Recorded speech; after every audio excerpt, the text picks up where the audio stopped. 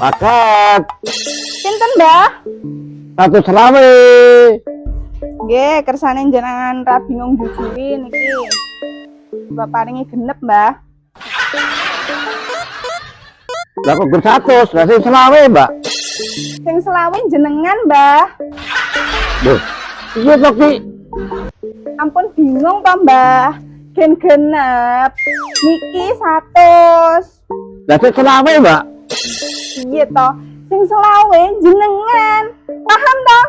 Wah, selawe aku iki. Wong kok apian tenan iki. Iya, Mbak, mugi berkah nggih. Nggih, Mbah, atos. Wong kok neriman. Saiki akeh wong pinter ning dienggo minteri wong liya. Remuk bakule kumpul. Hahaha.